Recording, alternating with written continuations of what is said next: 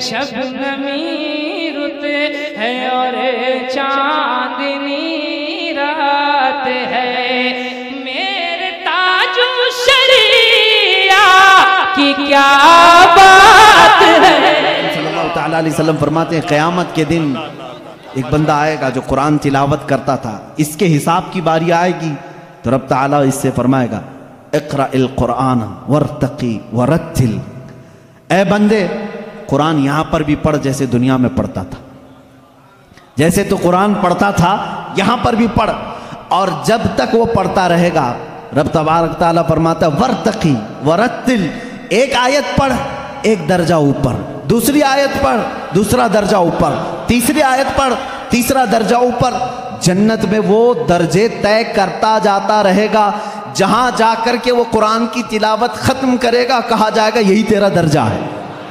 میرے آقا صلی اللہ تعالیٰ علیہ وسلم سے پوچھا گیا کہ کیا یہ قرآن جب تک وہ تلاوت کرتا رہے گا اس کے درجے بلند ہوتے رہیں گے؟ حضور اکرم صلی اللہ علیہ وسلم کی حدیث میں ہاں میں نے جنت میں دیکھا ہے قرآن کی تلاوت کرنے والوں سے اوپر کسی کا درجہ آیا ہی نہیں، کیونکہ یہ تلاوت کرتے کرتے، کیونکہ جو کچھ بھی جنت حاصل کرنے کا آپشن ہے نا وہ دنیا میں ہی تو ہے، تم اتنی نمازیں پڑھو تو یہ جنت ہے، اتنے روزے رکھو تو یہ جنت کا دروازہ تمہارے لیے، حج کرو تو یہ جنت کا دروازہ تمہارے لیے، سارے آپشن جنت حاصل کرنے کے دنیا میں ہیں، یہ دارالعمل ہے، مرنے کے بعد عمل ختم ہو جائے گا، لیکن قیامت میں صرف ایک عمل ہے جس کو پھر رب تعالیٰ ریپیٹ کروائے گا، وہاں نہیں کہا جائے گا نماز پھر سے پڑھ کے دکھا، حج کر کے دکھا، روزہ رکھ کے دکھا، ختم ہو گئے اعمال، لیکن قرآن پڑھنے والے کو کہا جائے گا اب بھی چاہتا ہے تو پڑھ اور اوپر چل جا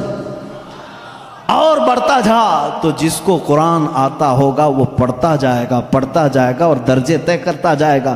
یہ فضیلتیں میرے آقا صلی اللہ تعالیٰ علیہ وسلم نے سنائی، اور یہ جو حدیثیں میں ذکر کر رہا ہوں متفق علیہ اور صحیح احادیث آپ کے سامنے ذکر کر رہا ہوں، یہاں تک کہ حضور اکرم صلی اللہ تعالیٰ علیہ وسلم کی ایک حدیث ہے قیامت کے دن وہ بچے جنہوں نے قرآن کو اپنے سینے میں رکھا تھا وہ بلائے جائیں گے، اللہ کا کلام یاد کیا، تو جب وہ آئیں گے تو رب تبارک و تعالیٰ ان بچوں کو بعد میں فرمائے گا ان کے والدین کے سر پر پہلے تاج رکھا جائے، البس والداہ تاجن یوم القیامتی، رسول کریم صلی اللہ علیہ وسلم فرماتے ہیں قیامت کے دن ایسا تاج پہنایا جائے گا جس سے سورج کی روشنی بھی پھیکی پڑے، اہل محشر پوچھیں گے یہ کیا نبی ہیں، یہ صدیق ہیں، یہ کون ہیں؟ تو فرشتے کہیں گے نہ یہ نبی ہیں نہ صدیق ہیں نہ شہداء ہیں، بلکہ صرف ایک حافظ قرآن کے ماں باپ ہیں، صرف ایک حافظ قرآن کے ماں باپ ہیں۔ جب ماں باپ کو تاج پہنایا جا رہا ہے تو جس کے سینے میں قرآن تھا اس کو کیا کیا جائے گا؟ رب تعالیٰ اس کے لیے فرماتا ہے، میرے آقا صلی اللہ علیہ وسلم نے فرمایا اس حافظ قرآن کو بلایا جائے گا اور اس سے کہا جائے گا ایسے 10 لوگ تیرے خاندان کے جن پر دوزخ میں جانا واجب ہو گیا، ان کا ہاتھ پکڑ، صرف اس کی برکت سے میں ان کی جہنم کی سزا کو معاف کر کے تیرے ساتھ جنت عطا کروں گا، اس کی سفارش قبول کی جائے گی۔ لیکن یاد رکھیں میرے عزیزو، حافظ قرآن قرآن کی آیات پر عمل کرتا ہو، اس کا ادب بھی کریں، احترام بھی کریں۔ آج زمانے میں حفاظ قرآن کے ساتھ بہت ہی برے سلوک دیکھنے کو ملتے ہیں، یاد رکھنا قیامت کے دن وہ اس عذاب میں مبتلا ہوں گے جو قرآن کی بے حرمتی کرنے والے کا عذاب ہوگا، کیونکہ وہ حافظ قرآن کی بے ادبی کرتے ہیں۔ ہمارے بزرگان دین جو سلف صالحین ہیں، میں نے پڑھا بھی ہے، بزرگان دین کا طریقہ تو یہ ہوتا تھا کہ اگر کوئی حافظ قرآن زمین پر بیٹھا ہے تو وہ کبھی اوپر نہیں بیٹھتے تھے، ہاں اگر وہ خود حافظ قرآن ہیں تو پھر دونوں کے معاملات ایک طرح کے ہیں، لیکن کوئی حافظ قرآن نہیں ہے اور کوئی حافظ نیچے بیٹھا ہے تو علماء بزرگان دین اس کو بے ادبی محسوس کرتے تھے، اللہ کا کلام سینے میں لے کر وہ نیچے ہے اور بغیر حفظ قرآن کیا ہوا اوپر بیٹھا ہے، اس کو بزرگان دین نے بے ادبی محسوس فرمائی۔ بہرحال قرآن ایک ایسا جامع نظام اللہ تعالیٰ نے تمہیں عطا کیا اور اس کی فضیلتیں میں نے بتائی، اور سب سے بڑی بات کیا ہے معلوم ہے؟ قرآن اللہ نے اتارا، آیتیں ساری چیزیں میرے آقا صلی اللہ علیہ وسلم پر اترتی رہیں۔ اس کی پہلی آیت جو اتری اقرا بسم ربک الذی خلق، غار حرا میں واقعہ آپ کو معلوم ہوگا، میرے آقا صلی اللہ تعالیٰ علیہ وسلم پہاڑ پر ایک غار ہے آج بھی مکہ کے کنارے، غار ہیرا اس کو کہتے ہیں، جبل نور، وہاں پر عبادت کے لیے جایا کرتے تھے۔ جبرائیل امین ایک رات آئے اور روایات یہ بتاتی ہیں کہ وہ 17 رمضان المبارک کی رات تھی۔ آ کر کے انہوں نے حضور اکرم صلی اللہ علیہ وسلم سے صرف اتنا کہا اقرا، پڑھو۔ آپ صلی اللہ علیہ وسلم نے فرمایا ما انا بقاری، میں نہیں پڑھنے والا۔ بعض بے وقوف اس کا ترجمہ یوں کرتے ہیں مجھے پڑھنا نہیں آتا۔ حضور اکرم صلی اللہ تعالیٰ علیہ وسلم کو پڑھنا نہیں آتا۔ آپ نے جبرائیل امین نے سینے سے سینہ لگایا اور پھر کہا اقرا، کہا پڑھو۔ میرے آقا صلی اللہ علیہ وسلم نے وہی جواب دیا۔ 4 بار اس طرح سے ہوا، چوتھی مرتبہ جو ہے جبرائیل امین نے صرف اقرا نہیں کہا۔ اقرا کا مطلب کیا ہوتا ہے؟ پڑھ، یا آرڈر ہے، آرڈر پڑھ۔ لیکن جبرائیل امین نے جب یہ کہا اقرا بسم ربک الذی خلق، پڑھ اس رب کے نام سے جس نے پیدا کیا، میرے آقا صلی اللہ علیہ وسلم نے پڑھنا شروع کیا۔ میرے آقا نے مزاج یہ بتایا اپنی امت کو کہ پڑھو وہی جو رب تک تمہیں پہنچا ہے، تعلیم حاصل کرو وہی جو رب کے نام سے شروع ہو یا رب تک تمہیں پہنچائے۔ یہ آیتیں یہاں سے شروع ہوئی اور آیتیں جو ختم ہوئی ہیں اس میں اختلاف ہے۔ بعض علماء نے لکھا ہے کہ الیوم اکملت لکم دینکم، یہ آخری آیت تھی جو حجۃ الوداع میں میرے آقا صلی اللہ علیہ وسلم جب آخری حج میں تھے نازل ہوئی۔ بعض علماء اور مفسرین نے فرمایا اذا جاء نصر اللہ والفتح، یہ سورہ پڑھتے ہوں گے نا آپ نماز میں، یہ قرآن کی سب سے آخری سورہ ہے نازل ہونے کے اعتبار سے۔ ایک بات ذہن میں رکھ لیں، نازل ہونے کی ترتیب الگ ہے اور پڑھنے کی آج ترتیب الگ ہے۔ قرآن آج جو پڑھا جاتا ہے اس کی ترتیب کیسے ہے؟ سورہ فاتحہ پہلے ہے الحمدللہ، اس کے بعد سورہ بقرہ ہے، اس کے بعد سورہ آل عمران ہے، اس کے بعد سورہ نساء ہے، اس کے بعد سورہ مائدہ ہے، اس کے بعد سورہ انعام ہے، پھر سورہ اعراف ہے۔ اس طرح سے یہ سورتیں چلی اور ختم کہاں پہ ہوئی؟ سورہ والناس، قل اعوذ برب الناس ملک الناس، پڑھتے ہیں نا، یہ آخری سورہ۔ یہ پڑھنے کی ترتیب ہے، لیکن نازل ہونے کی جو ترتیب ہے وہ الگ ہے۔ پہلے آیتیں نازل ہوئی تھی 5۔ یہ باتیں میں کیوں بتا رہا ہوں، یہ لاسٹ میں آپ کو خود سمجھ میں آ جائے گا۔ ذہن میں اتنا رکھ لینا، سب سے پہلے کون سی آیتیں نازل ہوئی؟ اقرا بسم ربک الذی خلق۔ آج بھی جب بچوں کی بسم اللہ خوانی ہم کراتے ہیں تو یہی آیتیں پڑھاتے ہیں بچے کو، سب سے پہلے یہی پڑھاتے ہیں۔ 5 آیتیں میں پڑھ بھی دیتا ہوں۔ اقرا بسم ربک الذی خلق، خلق الانسان من علق، اقرا وربک الاکرم الذی علم بالقلم، علم الانسان ما لم يعلم۔ یہ 5 آیتیں ہیں جو سب سے پہلے میرے آقا صلی اللہ علیہ وسلم پر نازل ہوئی۔ جبرائیل امین لے کر آتے تھے، حضور اکرم صلی اللہ علیہ وسلم کو سناتے تھے۔ یہ قرآن کی ابتدا ہے اور 23 سال تک نازل ہوتا رہا۔ 23 ایئرس، 23 سال تک نازل ہوتا رہا۔ آخر میں کون سی آیتیں نازل ہوئی؟ ایک تفسیر کی روایت کے مطابق اذا جاء نصر اللہ والفتح ورأیت الناس يدخلون فی دین اللہ افواجا فسبح بحمد ربک واستغفرہ انہ کان توابا۔ یہ 2 چیزیں ذہن میں رکھو۔ اقرا سب سے پہلے، سورہ اذا جاء نصر اللہ سب سے آخر۔ یہ قرآن کے نزول کا زمانہ میں آپ کو بتاؤں 23 سال تک نازل ہوئی۔ آپ کو میں بتاؤں قرآن اتنے فصیح زبان میں ہے۔ فصیح کا مطلب لٹریچر جس کو کہتے ہیں، جیسے ایک اردو ہے جو ہم اور آپ یہاں ہبلی کی زبان ہوتی ہے، اس کو فصیح اردو نہیں کہتے، لکھنؤ والے فصیح اردو بولتے ہیں۔ آپ کیسے؟ اب ہم ظاہر سی بات ہے، میں تقریر جو کر رہا ہوں ہو سکتا ہے یہ اردو الگ ہے، ہبلی والی اردو الگ ہے۔ اردو اگر میں وہ بولوں تو پھر یہاں بھونڈا لگے گا، آبے جابے تبے، یہ اگر جو عام طور پر استعمال کرتے ہیں یہ بھونڈا لگتا ہے، کیونکہ فصیح زبان میں جب کوئی بیان کرے تو وہ دل میں اترتی بھی ہے بات۔ زبان کی مٹھاس اس کی فصاحت میں ہے۔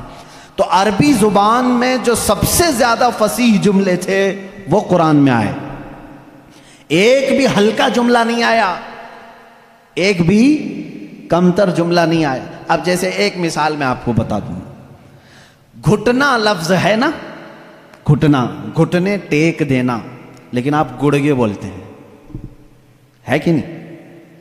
گڑگے ٹیکو، گڑگا کیا چیز ہے یہ؟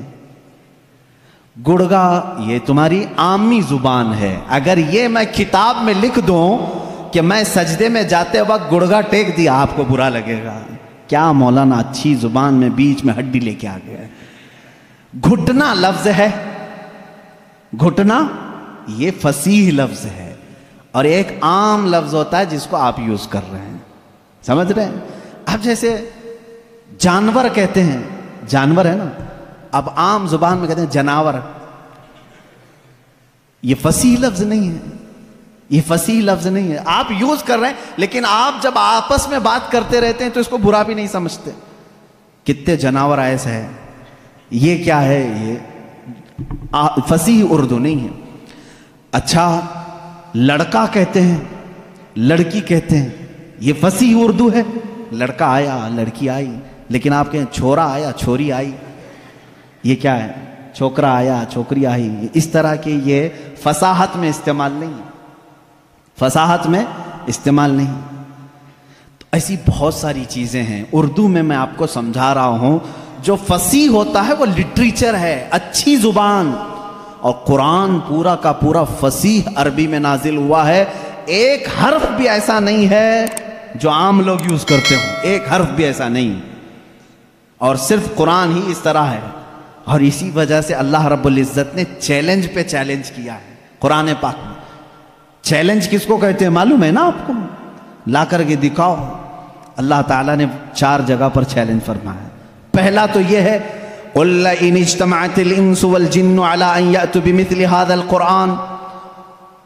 अल्लाह ताला फरमाता है, ए महबूब आप फरमा दें सारे इंसान जमा हो जाएं, सारे जिन्नात जमा हो जाएं, दुनिया में जितने इंसान हैं सब जमा हो जाएं, जितने जिन्नात हैं सब जमा हो जाएं। और अल्लाह फरमाता है कि वलो कान बअदुहुम लिबअदिन ज़हीरा, आपस में एक दूसरे की मदद भी करें। किस बारे में जमा होकर के क्या करें? अला अन यअतु बिमिथलि हाज़ल क़ुरआन, इस कुरान की तरह एक और किताब ला करके दिखाएं। ये पहला चैलेंज था। अरब वालों को चैलेंज था, जो अरब वाले अरबी जानते थे। अगर यहां वालों को बोले होते पता नहीं क्या होता, दूसरी जुबान ही नहीं है तुम्हारी। अरब वाले जो अरबी में माहिर थे उनको ही चैलेंज है कि ये अरबी में कुरान उतरा, इस तरह का एक कुरान ला करके दिखाओ। पूरे कुरान लाने की बात तो चल रही थी, नहीं ला सके, जमाना गुजर गया।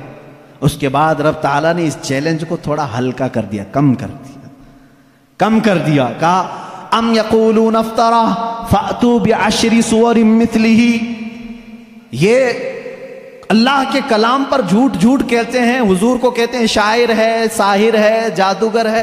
ए रसूल इनसे कह दें पूरा कुरान तो अब तक बना के नहीं ला सके, इसकी 10 सूरतें बना करके लाओ, इसके जैसी 10 सूरे बना करके लाओ। हुजूर अकरम सल्लल्लाहु अलैहि वसल्लम ने चैलेंज किया मक्का वालों को, और वो आपस में चिमी गोइयां करते रहते थे। अरे चैलेंज थोड़ा हल्का हो गया, अब तो बनाओ, पूरी किताब नहीं 10 सूरे बनाना है। 114 सूरतें हैं कुरान की, उसमें से 10 सूरतों की बराबर कोई सूरे लेके आओ, नहीं लाए। फिर उसके बाद अल्लाह तबारक व तआला ने तीसरी मर्तबा जाकर के और चैलेंज को कम कर दिया। वइन कुंतुम फी रैबिम मिम्मा नज़्ज़लना अला अब्दिना फ़अतू बिसूरतिन मिथलिही, अगर तुमको शक लगता है जो कुछ भी हमने अपने बंदे पर उतारा है तो लाओ इस कुरान की तरह एक ही सूरे। कितनी? एक सूरे लेकर के आओ। पहले पूरा कुरान के जैसा लाने का चैलेंज था, बाद में 10 सूरे लाने का चैलेंज था, फिर तीसरी मर्तबा रब ताला ने क्या फरमाया? एक सूरे लेके आओ, नहीं लाए। और हुजूर अकरम सल्लल्लाहु तआला अलैहि वसल्लम ने क्या फरमाया मालूम? एक सूरे जब वो नहीं ला गए, उस जमाने में क्या होता था, कंपटीशन होता था शेर व शायरी का। मुशायरे होते हैं ना, अच्छा शेर किसका है उसको इनाम दिया जाए। जो शेर व शायरी करते हैं वो जानते हैं, अरब वाले शेर व शायरी में बहुत मशहूर थे। साल में एक मर्तबा मक्का में हज के मौके पर सब बड़े बड़े शायर जमा होते थे, अपने शेर सुनाते थे, और जिसका शेर सबसे अच्छा होता था उसके शेर को काबे के दरवाजे पर लटकाया जाता था, और उसकी फजीलत थी साल भर तक वो शेर निकाले नहीं जाते थे, बल्कि अगले साल इससे भी बेहतर कोई लाता तो वो निकालते फिर उसका लटकाते थे। यानी वर्ल्ड गिनीज बुक में जिस तरह रिकॉर्ड दर्ज किए जाते हैं, ارے میاں یہ ابھی جو ہے 100 انڈے کھایا ہے، اب دوسرے کا نام اسی وقت لکھا جائے گا جب 150 انڈے کوئی کھا کے آئے ہے۔ وہاں ریکارڈ بنانے کے لیے شعر و شاعری ہوتی تھی اور مکہ میں خانہ کعبہ کے دروازے پر لٹکائے جاتے تھے، وہ ہر سال کا معمول تھا۔ ایک سال میرے آقا صلی اللہ تعالیٰ علیہ وسلم نے لکھا انا اعطیناک الکوثر فصل لربک وانحر ان شانیک هو الابتر، 3 آیتیں ہیں، ایک چھوٹی سورہ ہے، لے جا کر کے میرے آقا صلی اللہ علیہ وسلم نے خانہ کعبہ کے دروازے پر لٹکایا۔ آؤ عرب والو، اس سے بہتر کوئی چیز ہو تو اس کو اتارا جائے گا اور دوسرا اس کا لایا ہوا شعر لگایا جائے گا۔ یہ چیلنج چلا مہینہ 2 مہینے کئی دن تک، سارے پریشان تھے، اس وقت جو موجود تھے ان کے بس میں نہیں تھا۔ ایک بہت بڑے شاعر کو یہ لوگ یمن سے یا کسی علاقے سے لے کر کے آئے اور اس سے کہا یہ چیلنج محمد نے دیا ہے صلی اللہ علیہ وسلم کہ یہ 3 آیتیں ہیں اس کے اندر، اس سے بہتر کوئی چیز لا کر کے دکھائے۔ آپ کو سمجھ میں نہیں آئے گا یہ 3 چیزیں بنانے میں کیا دقت ہے۔ میرے عزیزو یہ صرف 3 آیتیں نہیں ہیں، جب اس کے حروف کو جوڑ کر کے دیکھا جائے تو یہ زبان جاننے والے ہی جانتے ہیں کہ اس کے فائدے کیا کیا ہیں۔ وہ بڑا شاعر آیا جو بات بھی شعر و شاعری میں کرتا تھا، اگر وہ پوچھتا کسی سے آپ خیریت سے ہیں تو وہ شعر سے ہی پوچھتا تھا، اگر اس سے آپ پوچھتے کھانا کھائے جواب بھی شعر میں دیتا تھا۔ وہ آیا جب اس نے دیکھا کہ خانہ کعبہ پر یہ 3 چیزیں لٹکائی گئی ہیں، انا اعطیناک الکوثر فصل لربک وانحر ان شانیک هو الابتر، اس سے کہا گیا جواب لکھو اس کا، تو اس نے اپنے ایک ٹکڑے میں لکھا ما ھذا کلام البشر، یہ بشر کا کلام ہو ہی نہیں سکتا۔ میں کیا جواب دوں، یہ بشر کا کلام ہو ہی نہیں سکتا۔ وہ چلا گیا، یہ چیلنج چلتا رہا، کوئی نہیں لا سکا قرآن کے مثل۔ اور آپ کو میں بتاؤں مضحکہ خیز بات، بہت مرتبہ مسیلمہ کذاب ایک ایسا شخص تھا جو اپنی الگ شریعت چلانا چاہتا تھا، حضور کے علاوہ اپنے آپ کو نبی کہنا چاہتا تھا۔ اس سے لوگوں نے کہا کہ محمد صلی اللہ تعالیٰ علیہ وسلم وہ نبی ہیں، ان پر قرآن کی آیتیں اترتی ہیں، تو بھی تو لے کے آ، تیرے پاس کہاں ہے کتاب؟ جیسے قادیانی کو بھی کہا گیا تھا، غلام مرزا قادیانی جو ہے، یہ مرزا غلام احمد قادیانی جو پنجاب کا تھا، اس نے بھی نبی ہونے کا دعویٰ کیا تھا، اس کا بھی وہی حشر ہے جو مسیلمہ کذاب کا تھا۔ جھوٹے نبوت کے دعوے دار دجال ہوتے ہیں، یاد رکھو۔ میرے آقا صلی اللہ علیہ وسلم خاتم النبیین ہیں، آپ کے بعد کوئی نبی نہیں ہوگا۔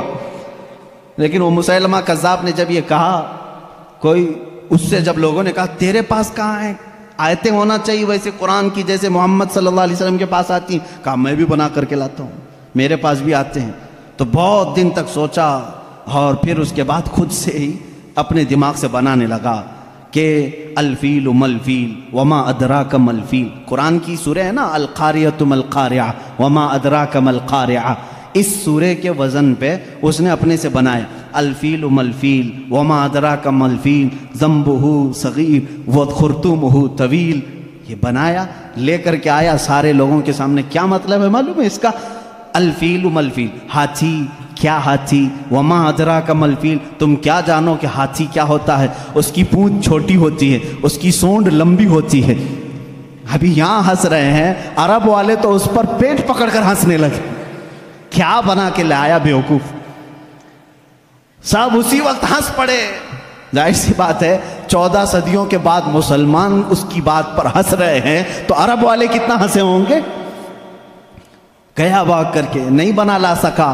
اب اس کے بعد عرب مکہ والے بڑے بڑے جو مالدار تھے وہ لوگ جمع ہوئے اور کہا جو بھی عرب کے بڑے بڑے شاعر ہیں ان کو لاؤ، پیسے دو اور بناؤ کچھ بھی، ہمارے لیے جینا دشوار کر کے رکھی ہیں یہ آیتیں، یہ چیلنج پہ چیلنج دے رہے ہیں اور ہم بنا کر کے لا نہیں پا رہے ہیں۔ پورے شاعروں کو جمع کی، ان کو بڑے بڑے نذرانے دی، کتنا چاہیے پیسہ سب لو، جاؤ اس کے برابر بنا کے لاؤ۔ وہ سب گئے شاعر اور گئے، کھا پی کر کے موٹے ہوئے، اگلے سال آئے کچھ بھی نہیں لے کے آئے۔ سال بھر ہو گیا، پورے سیٹوں نے پھر کہا لائے نہیں، کہا نہیں، بن ہی نہیں پایا، تھوڑے اور پیسے دے دو اگلے سال بنا کے لائیں گے۔ پھر پیسے ان کے اکاؤنٹ میں جمع ہوئے ہوں گے اس زمانے میں جو بھی اکاؤنٹ رہا ہو، پھر دیے، جیسے آج شاعروں کو پہلے اکاؤنٹ میں ڈالنا پڑتا ہے، اس لیے میں لفظ اکاؤنٹ کا ذکر کر رہا ہوں۔ ان کو اور پیسے دیے، پھر پیسے لیے اور گئے۔ جا کر کے دوسرے سال اب ظاہر سی بات ہے اب تو مار کھاتے ہیں، نہیں لاتے پیسے، پچھلے سال کے بھی بقایا تھے، اس سال بھی تھے۔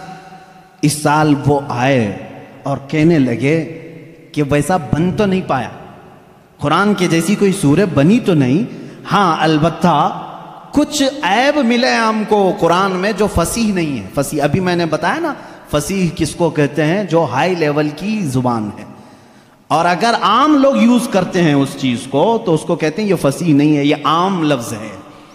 جیسے میں نے اردو میں بتایا گڑگا، یہ عام لفظ ہے۔ انہوں نے کہا 4 لفظ ہم کو ایسے ملے ہیں جو عربی گرامر کے حساب سے فٹ نہیں بیٹھتے، عربی گرامر میں ایسا یوز نہیں ہوتا۔ انگلش کے گرامر توڑ کر کے اگر بولو گے تو انگریز ہنسیں گے، ہمارے گرامر توڑ کر کے بولو گے ارے لڑکی بہت اچھا تھا، آپ ہنسیں گے۔ یہ گرامر میں نہیں بیٹھتا ہے نا۔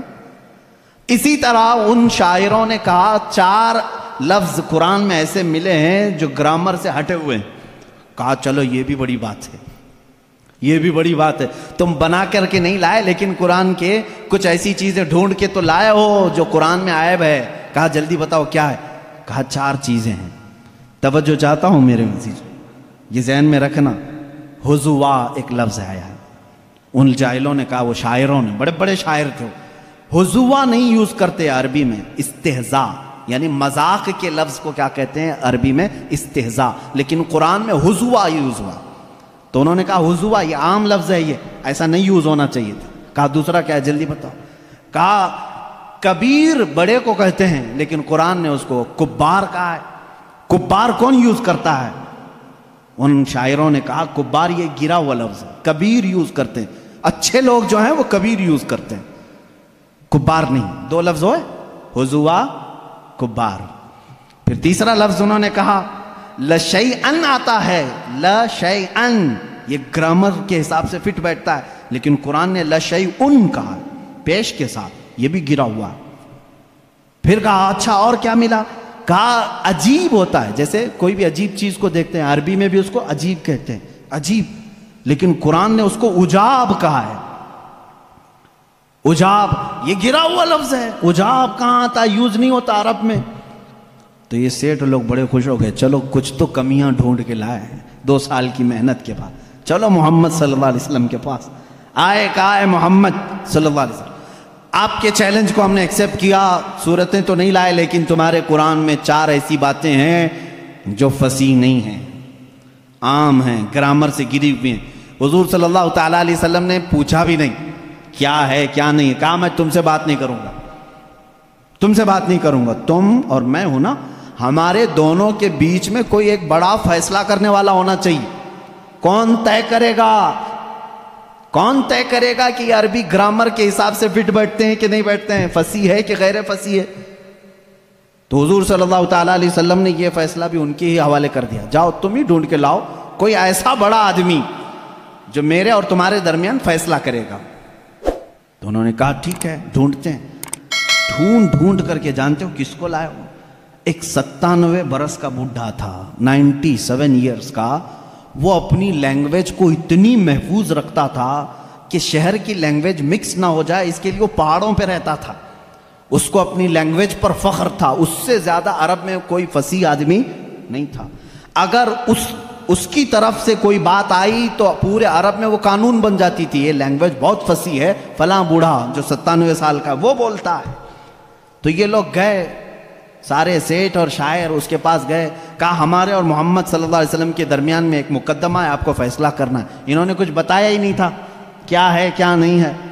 اس بوڑھے کو منا لیا اور وہ بوڑھا اتر کے آیا، پہاڑوں سے اتر کر کے حضور کے پاس آئے۔ اب فیصلہ ہونا تھا۔ اب توجہ چاہتا ہوں، 4 لفظ ہے نا، حضوا، کبار، لشیئن، عجاب، یہ 4 ورڈ ہیں، ان کا دعویٰ تھا۔ اس بوڑھے کو لے کر کے آئے فیصل بنا کر کے۔ حضور صلی اللہ علیہ وسلم کے پاس جب وہ آیا تو حضور بیٹھے ہوئے تھے، اور عرب میں بڑے لوگ آتے ہیں تو کھڑے ہو کر کے استقبال کرتے تھے، حضور اکرم صلی اللہ علیہ وسلم نے نہیں استقبال کیا، اٹھے ہی نہیں، آپ بیٹھے رہے۔ وہ بوڑھا آیا، دیکھتا رہا، اور اس کے بعد آ کر کے اپنی جگہ بیٹھ گیا، حضور کھڑے ہو گئے۔ وہ جب بیٹھا حضور کھڑے ہو گئے، وہ بچک کر کے پھر کھڑا ہو گیا، بوڑھا تھا، حضور صلی اللہ علیہ وسلم بیٹھ گئے، پھر وہ بھی بیٹھا، थोड़ी देर वो इधर बैठा तो मेरे आका सल्लल्लाहु अलैहि वसल्लम ने फरमाया नहीं नहीं नहीं, इधर आके बैठो। उसको उठाया, फिर इधर बैठाया। थोड़ी देर अभी वो बैठा था, फिर हुजूर ने फरमाया यहाँ नहीं, इधर आके बैठो, इधर ही ठीक था। उसको फिर इधर उठाया। भाई 97 साल के बूढ़े को अगर बार बार उठाओगे बिठाओगे सनक जाएगी, क्या होगा। फिर उसके बाद उसको हुजूर ने कहा तीसरी मर्तबा, अरे नहीं आमने सामने बात करना अच्छा, यहां से उठो सामने आओ। अरे मियाँ अब तो उसकी हालत खराब हो गई, उठा और गुस्से में बोलने लगा, या मोहम्मद इन्नी शेखुन कुब्बार अतत्तखिजुनी हुज़वा व इन्न मिनकुम हादा लशैउन उजाब। उस बूढ़े ने क्या कहा मालूम है? ऐ मोहम्मद इन्नी शेखुन कुब्बार, मैं बूढ़ा आदमी हूं, अतत्तखिजुनी हुज़वा, क्या तुम मेरा मजाक कर रहे हो, व इन्न मिनकुम हादा लशैउन उजाब, और ऐसा मामला तुम्हारे से ये बहुत अजीब लगता है। चारों वर्ड उसने एक जुमले में यूज किए। हुजूर अकरम सल्लल्लाहु अलैहि वसल्लम ने उन शायरों की तरफ देखा, लाए भी तो उसको लाए हो जो कुरान की बातें ही यूज कर रहा है। बेचारे अब उनके पास मुंह झुकाकर जाने के अलावा क्या चाह रहा था। फैसला हो गया उस दिन, ये बूढ़ा जो बात कहता है वो फसीह बात कहता है। बाद में उस बूढ़े को पता भी नहीं था कि ये लोग लाए किस बात के लिए थे, किस चीज का फैसला करने के लिए लाए थे। हो सकता है बाद में जाकर के उसको बहुत झगड़ा हुआ होगा कि हम तो यही 4 बातों को यहां पर तुम्हें बताने के लिए लाए थे कि कुरान में गैर फसीह, वही बोल के आ गए। खैर ये ऐसा ही हुआ जैसे किसी बच्चे को बाप ये कह करके घर पे आने वाले से कहते हैं, कह देना अब्बा सो रहे हैं। सामने कोई घर के बाहर आता है तो बच्चा जा करके कहता है अब्बा कह रहे हैं, अब्बा सोए हैं।